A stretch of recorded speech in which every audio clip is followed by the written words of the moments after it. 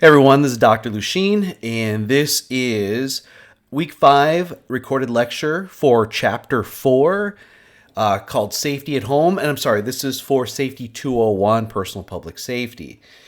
So this is the Canvas site, as you can see. And so on Wednesday, if no one steps up, I'll run the news event discussion.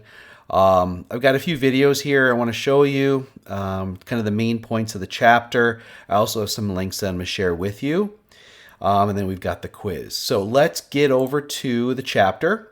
Safety at Home starts on page 64. Now, I'm going to just come out and admit right in front here that I'm a homeowner. I've owned and remodeled 4 homes in my time. Built the last one and still doing some work on it. I probably should have been one of the authors for this because I've done a lot to make sure that my home is safe. I know a lot about it. So let's get into it. So the vignette talks about Riley trying to make a smoothie using a blender for their cousin. Didn't watch the child, 100%, and they activated the blender while Riley was working on it, and it could have been a lot worse. So, they're going to be, the chapter focuses a lot on child safety or child-proofing a home, but I'm going to try to expand on that a little bit, and then I'll try to key on things for the quiz. So according to National Safety Council, and again in lecture on Wednesday, I will show you some data from NSC. The home is actually more dangerous than the workplace. More people are injured, killed, or have to go to the emergency room due to accidents that occur in the home. We probably spend a majority of our time at home, and so that is one thing there. But another is just people, if they're not trained and made aware of what could harm them, they can get hurt, seriously hurt, actually. So, the first area the chapter talks about is falls, and I'm going to say slips, trips, and falls. It gets into the mechanics of it, but let's just back it up a second. So, stairs. Whether you're going up or down stairs, it is common to misstep, slip, not be paying attention, and lose balance, and go down. And you can go down really hard. So what can we do about that? Well, first of all, if you're going down carpet, socks can be slippery. Be aware of what you're wearing on your feet and the conditions of the stairs. Another is, don't allow things to be stored on stairs. Now, I've got 2 dogs, and once in a while they will leave chew toys on there. And so that's a slip, trip, and a fall waiting to happen if I was to do it at night and not be able to see the stairs. Clothes, vacuum cleaners, things can be left around. You should not do that. Stairs should be left open, clear, in great condition, and you should use handrails. Okay? What else do we got here? It talks about it. So what are some areas we can slip, trip, and fall? Kitchens, bathrooms, and I say that because the floor can get wet. Things can be left on the floor. In the kitchen, it could be food or something spilled. In a bathroom, it could be clothes or towels. You got to keep those areas clear. You got to, have a hamper where you can put clothes.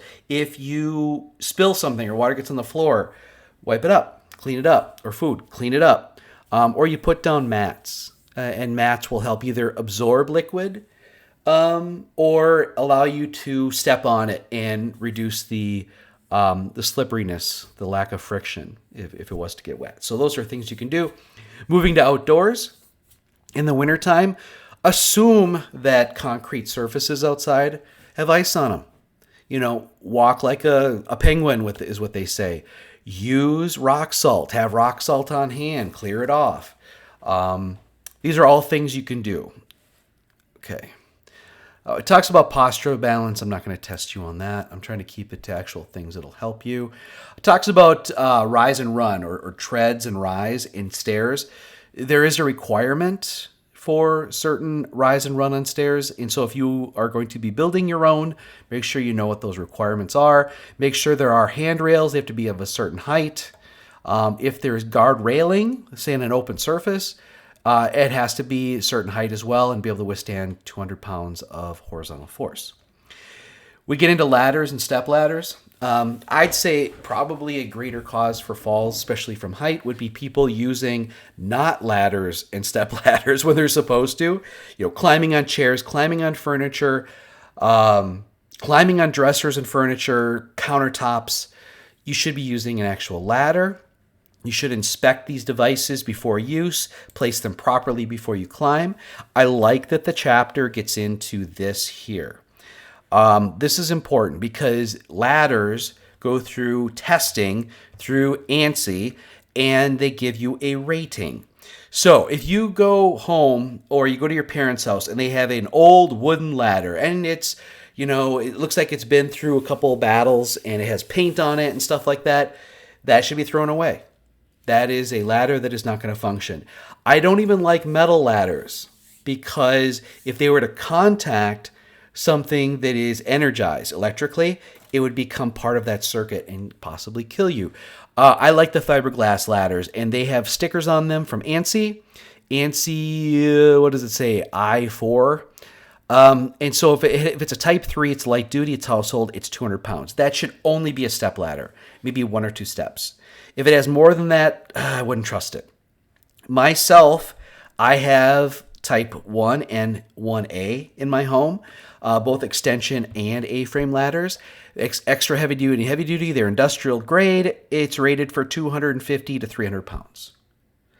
I think that's good because, sometimes you have to carry something. I stand on ladders when I installed my new garage door openers, and I'm holding up certain things. I installed some permanent shelving in my garage, and I've had to stand on ladders and lift, over 100 pounds until I can secure it. So I overdo it. I recommend you overdo it as well. Before I climb, I always do sort of a mental pre-climb to make sure it's safe. Never work around overhead lines. So like the power line, they call it, what do they call it? It's the line that comes from the pole to your home, the service line. You should never work within 10 feet of that.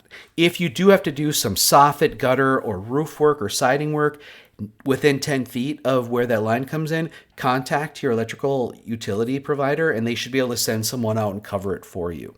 Temporarily cover it so you don't incidentally hit it. That goes the same too. You don't have to be up in a ladder if you're doing like cutting with an extension line. Still cover this thing. If you just contact an overhead line, you can get electrocuted. Let's see. Maintain 3-point contact when you ascend or descend. Yes, you shouldn't be carrying things up. Be very careful. Be wary. Always face the ladder, so never go backwards. Like a crab crawl. Keep the body within the side rails. We call that the belt buckle rule. Let's see here. Always be careful in case if it leans one way or the other, make sure there's a stable base, make sure it's not slippery. Never kind of set it up on bricks or boards or stuff. Have it be on solid ground. If you're going to be using the ladder to access a roof to get up onto something, it should be extended by 3 feet. And make sure the ladder's in good working condition and doesn't have clutter or grease on it. Use a tool belt or a line to lift things up to the next level instead of carrying it. Here's an extension ladder. See, it's fiberglass. It's got the ANSI labels. Here's the A-frame ladder. This is the top step. Shouldn't use it. This is the top. This is the highest step you should use. Household appliances. So what risks do they pose? Well, shock or electric, fire, if not controlled properly. Another thing is all homes in Wisconsin are required by law, and this includes rental apartments, dwellings, should have a functioning smoke detector and carbon monoxide detector. They're typically combined. Mine in my home are all interconnected. So if one was to activate, they all activate on all 3 floors in all the different rooms. I purchased a box, I think a box of 12 of additional detectors of the same model and brand, so that if one seems to be on the fritz, I completely change it out. And so that's what I do, especially for the one that's above the kitchen, because that one, the the filter on it, the detector, the whatever you call it, the device, can get clogged by grease or fume, and so I just change it out. Make sure you're checking the batteries. It's the square kind. Twice a year. Change those out. Mine are wired and they're battery backup. And you know when you have to change it because it has that horrible chirp. I can't stand that. I'll get up in the middle of the night and go check them all and fix that. As far as appliances go, always inspect your cords and your plugs. Make sure the strain relief is still intact. Make sure the plugs are all straight. Make sure the line that goes into the appliance itself, there is no wires shown, no red, black, or white. Okay? You should practice a fire evacuation drill. For any emergency, you should work with your family on what are you going to do should the smoke detector or carbon monoxide detector go off. Now, what would cause a carbon monoxide detector to go off? Well, it's typically an inefficient burn of carbon fuel. So propane, natural gas, gasoline, diesel, but you probably wouldn't be burning those in the house. So it could be anything from like you should never be bringing in like a propane or LP grill into the house. Don't do that. Not even your garage. It could be your furnace because you could have a cracked heat exchanger or the exhaust may be blocked. Sometimes birds nest in them. It could be your hot water heater. If it's gas, that the exhaust may not be working because the line is clogged. Mine is powered, and so therefore it has a blower. Maybe if that goes bad, I'd have to check that. Other than that, you could also have a fuel-fired space heater. That's usually what gets people in the northern states is they hook up a line to or a propane tank to a heater, like a torpedo heater or something, and they either put it in their garage or they may put it, on a new addition or on a 3-season porch, and those give off a lot of carbon monoxide and carbon monoxide poisoning.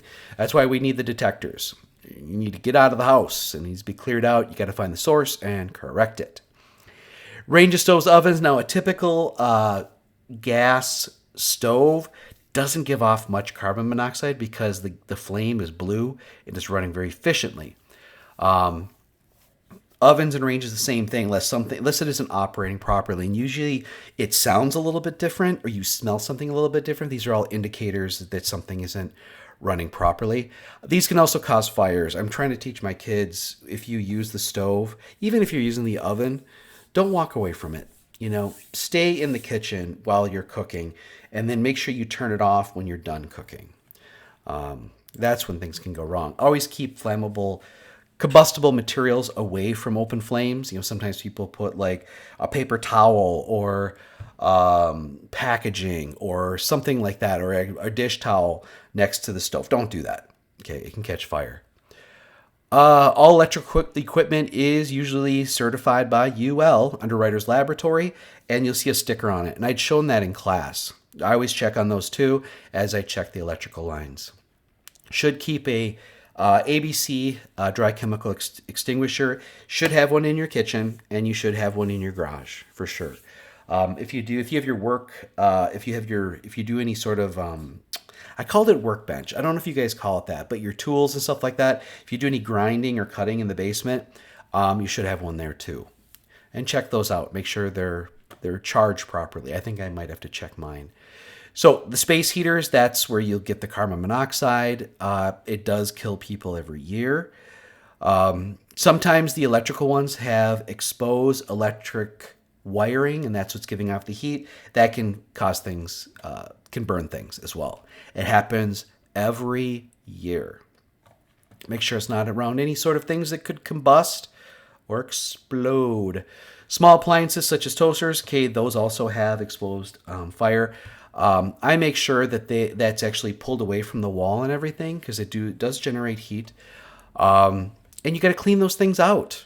Debris can build up and it could catch up. Never try to clear out a toaster, the pop-up toasters with like a knife or a fork until it's unplugged. If you're going to work on anything or clean anything, unplug it first. Turn it off first, please. All right, blenders, mixers, food processors. These are mechanical in nature. Some have cutting purposes. It's an in-running nip point. Make sure if you're going to do anything, you unplug it.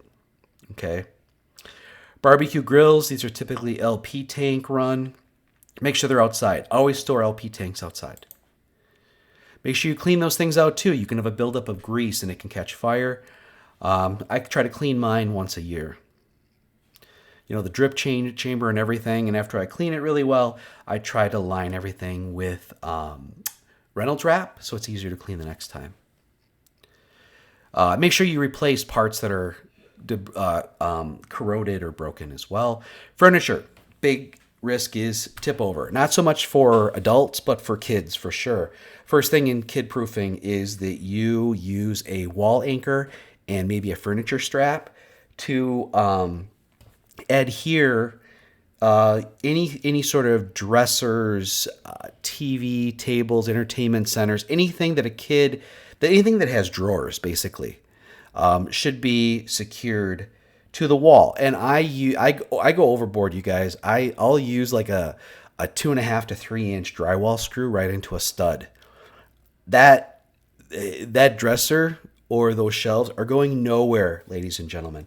I've remodeled like 3 kitchens and installed my own cabinets, and so I know what these things can hold. And a 3-inch screw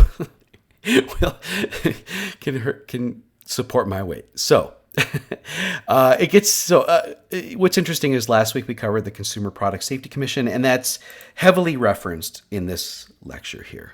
And in class on Wednesday, we're going to look at some videos of things falling on kids, and it is really scary. It kills kids. Bunk beds, kids think they're awesome, but they need to be of a certain age, a certain physical coordination to safely climb a ladder or climb up to the top bunk and stay up there. And there's things you need to do to secure, make sure a kid is secure when they're up there and they're not jumping around and things like that. They should use the ladder just as I had talked about earlier. Kids can get really hurt getting in and out of bunk beds. Make sure they're old enough. Blinds. You might think, why is he get blinds? Because the old type of blinds that have the pull cord, that pull cord, kids like wrap it around their neck and it becomes a noose. So they've got new types of blinds now. You can use curtains or the pull down blinds. Try to do things without cords because kids are thinking that they're going to climb up and rappel down the wall. I'm serious. So try to get things that don't have that, or maybe even things that easily break away so the kids can't climb them. It talks about cribs, self-assembly. I want to talk about this. So I don't know how much you guys assemble things. I'm an engineer. I love to put things together. And so here's what you do. You get a big clear surface. You pull out the instructions. You pull out all the fasteners and hardware and lay it out. Make sure you count it out and know what you have and how it's labeled. And then try to go step by step. You need to put that thing together as prescribed by the manufacturer. If you just like, I'm going to wing this and put it together and, I got all these extra screws and dowels and, I didn't use glue and, I didn't use that Allen wrench. I never saw that. And I got these extra parts. What do I do? You have not built it to the manufacturer's specifications, so either it won't function as they prescribed, it's not as safe as they prescribed, and by the way, if anything goes wrong, they're not liable. Okay? I've taught my kids to do that, follow the steps, do it. I sometimes will add extra fasteners to things when I don't think they're secure enough, but I'm an engineer and I can get away with it. The kids' toys and products, we kind of covered that, I think, ad nauseum in the last week. Things like child seats. Don't buy one at a garage sale or at on Facebook Marketplace. Go buy a new one that has a rating. They actually have an expiration date on them. You need to know which way they need to be facing. I've installed these things for both my kids, and believe you me, I had that sucker in there tight. I followed the instructions and made sure. I always test everything before I put it into use. I'm not going to test you on that stuff. Child gates and enclosures. Make sure you're purchasing the right one for your children, for their age, and for their MacGyverism, for how good they are at maybe getting around things. We used them to keep kids off the stairs or to keep them in a particular room. We switched to metal when we were dual use between pets and kids. Make sure you're securing them properly. Again, secure a permanent gate, like a swing gate, into a stud. If you're using an extension gate, make sure, I always put a mark on the where you place the pegs to lock it in. So I was always putting it at the right one. And I did damage to my wall. I put it on there so tight. Fine, I can fix that. Cribs, make sure make sure that, sure, it's easy to buy them, from garage sales and Facebook Marketplace. Make sure you know who the manufacturer is and the model so you can check to see if there's been a recall. You can also equip cribs with additional protection and safety devices, netting, webbing, extra cushions, things like that. I did inspect mine to make sure it was safe. And then you can also get one that you can adjust the mattress height. So as they get older, you can adjust it so they can't climb out. Childproofing a house is very important. We're going to cover that in class, but you got to look at all types of things because kids they're curious, and they want to put things in their mouth. And so if they're able to get into, get under the sink where you've got cleaning chemicals, they'll consume it. They'll put it in their eyes. And so you have to put on base cabinet locks, maybe even drawer locks. I know that we put plugs in, child protective plugs in all of our outlets. Kids will stick things in there. I actually put soft edges on the corners of any coffee table or things that they could run into or trip and fall into. We put up gates on stairs. You can put, if you've got little boys, well, any kids, you put a cover for the toilet seat so they don't lift it up and crush their hand or, smack themselves in the head. And they should be using their potty chairs instead of toilets for a while. What else did we use? There was all kinds of things we used. Special covers on doors, certain knobs so they can't open a door when you don't want them to. That you have to be able to squeeze it, have certain strength. It's like medicine bottles, kid-proof medicine bottles. It's just once you're older and you got the strength and dexterity, it's really easy. It's no big deal. But for kids, it talks a little bit about. Bathroom time never leave a kid in a bath by themselves. When ours were younger, we actually had a blow up insert that we would put in that was only big enough for them, and we'd fill that, and that's what we'd bathe them in. They got a little bit older, we'd put mats down so that they don't slide around. You should have those anyway as an adult. So you can easily fall in the shower tub. What else? Choking hazards, non-toxic, things like that. Okay, let's go outside the house. Let's go into the garage, the shop, and the yard. This is where we're going to be using power tools, and specifically gas-powered or fuel-powered engines, right? So you need to be careful. One thing it says here is ground fault circuit interrupters. Those are the outlets that have the lights on them and the two buttons. One says test, one says reset. A ground fault circuit interrupter can detect a deviation of a 0.01 amp difference in alternating current, and when it detects that, it breaks the circuit right there at the outlet. You can also put these in your circuit breaker panel, and it'll cover the whole circuit that way.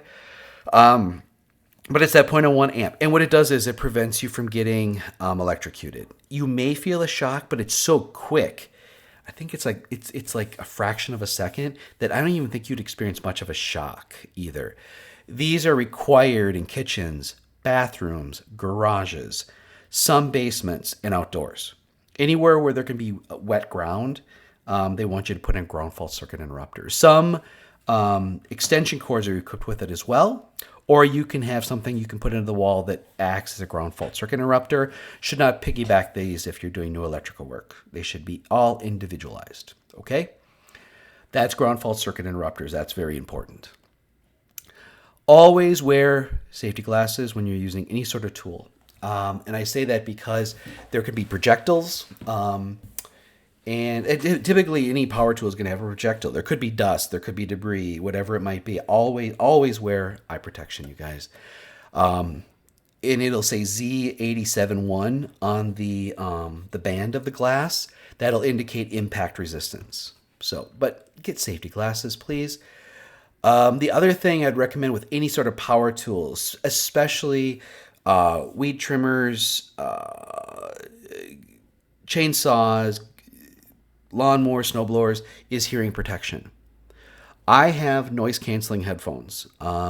It provides me, I think, 28 or 29 noise reduction rating. Or so 29 decibel lowering. And then I can also listen to music and answer the phone, my cell phone. Always, always, always wear hearing protection and eye protection. It doesn't say it here specifically. I want you to, though. Okay? Always inspect your equipment, make sure it's functioning properly, that blades are sharp, that the cords are in good condition, that the plugs are in good condition, that you're using it as designed. Okay? Yeah, it talks about lawnmowers, wear proper footwear, be aware of how it's functioning. I do my own maintenance, every year. And so I clean it, I sharpen the blades myself, balance them, I change the fuel filter, the air filter, change the oil. I do all that stuff. And so I'm very aware of the function of my equipment. I know how it feels. I know how it's supposed to sound. And that's a good thing to know. I wear hand protection, foot protection. I do all those things. Of course, right? I'm surprised chainsaw is in here because it is not always used. I have a chainsaw. I've used it once in the last 15 years. And it was just like a couple months ago to cut down a dead log and cut it up for a fire. But I was hyper careful in using it. I always make sure I have a sturdy stance and that I have both hands on it in case there's any sort of kickback or something that I can handle it. I'm going to withstand. It's not going to kick back into my face or into my leg. It happened to my dad once. He got lucky though. He was wearing pull-up overalls in addition to jeans, and so it actually did not. He got a slight cut, and it didn't need stitches. He could just treat it with Bactine and Band-Aids. What am I saying? Let's see. What else do we want to talk about here? Make sure you always read the owner's manual for the devices you're using. Use them properly. I'm not going to test you on chainsaws. Snowblowers, if you're ever going to have to work on something or something gets, blocked in there, turn the thing off before you reach in. Some people reach in and it's still running. What are you kidding me? Same thing with chainsaws. Make sure you are keeping it at a good running condition. If you're going to sharpen it, make sure it's off. Make sure the chain is tight or taut, I should say, not tight, taut. With your snowblower, I check my shear pins all the time because every year I usually bust at least one when we have like an ice storm or it's a wet snow and then it freezes. A shear pin, it protects your snowblower. I have a snow thrower, John Deere, and when it hits something that's too solid, it breaks the shear pin and it protects the motor. And so I change those out once a year because they can get rusty. And then maybe not function. And so look at your parents' snow thrower. If they're not using shear pins and they're using like screws or bolts, bad idea, man. You're gonna break your snowblower. It's expensive, and they can kick out ice chunks and stuff. So be aware of the people who are around you. Don't blow it into the roadway. You might hit a car or something, and be careful because it's gas, and it gives off carbon monoxide and nitrogen dioxide. So always start it outside. I usually shut my garage door if I remember. Hedge trimmers, yeah, that's kind of the same thing as a chainsaw. Weed whackers, definitely wear eye protection. I recommend leg and feet protection as well because it kicks stuff, kicks little rocks and dirt and stuff. And I've gotten cut up a little bit. I have an electric weed whacker though. Key takeaways: follow good safety, wear PPE, be smart. And we'll go over some stuff. We're at 29 minutes. Are you still with me, you guys? Is anybody still there? If you are, let's do the quiz because I don't think you guys are still listening. So anybody who gets one wrong on the quiz, I know you didn't listen to this all the way through, okay? So go ahead and write these down as we go. We got 10 questions. Question number 1 is, the home is one of the safest environments one can be in. False. Nope, the data does not support that. People get hurt at home more often than at work. And it's more dangerous at work. Number one cause of falls in the home is due to loss of balance while on the roof. No, it's just going down the stairs or slipping in the tub. So false and false for 1 and 2. Number 3 is the Type 3 light duty ladder is rated by ANSI for what maximum load? It would be 200 pounds. It's the lowest. It's the weakest. I recommend 250 or 300, which I think is the 1 or the 1A. In Wisconsin, all dwellings must have what? It is a smoke and CO detector. Smoke and CO, carbon monoxide. Radon is optional. Nobody has these things. This is a work-related thing, and you're not required to have a security system. What type of appliance generates carbon monoxide? It has to be something that burns fuel. Electric, no. Electric, no. Electric, no. So it's the fuel-fired space heater. Use of wall anchors and wall straps prevent what? Furniture tip-overs. It's a big deal. It is. Next question, 7. From a safety perspective, why is it so important that parents carefully read and follow the self-assembly? Because if you don't, it's going to fail, or you're going to get injured during normal use. Okay? That's the answer. I don't know why it's the first one. You're supposed to mix up. Childproofing a house requires proper assessment of hazards and employment of guarding equipment. Kitchen, bathroom, cabinet locks are designed to protect children from what? It's the chemicals. It's the chemicals. Next, number 9, what is the purpose of a ground fault circuit interrupter? I just said it, but it's to prevent electrocutions. Where is it? Here it is. Cut or trip the circuit to prevent shock or electrocution. Again, kitchens, bathrooms, garages, outdoors, anywhere where the environment could be wet. And finally, in addition to proper footwear and gloves, what are 2 primary forms of personal protective equipment you should be wearing with lawn and garden power tools and equipment? You remember, right? Eye and hearing protection. Wear proper eye protection and wear hearing protection. I prefer the earmuffs with noise canceling technology. That's it, you guys. That's all 10 questions. Should be easy now. That's all I got. See you later.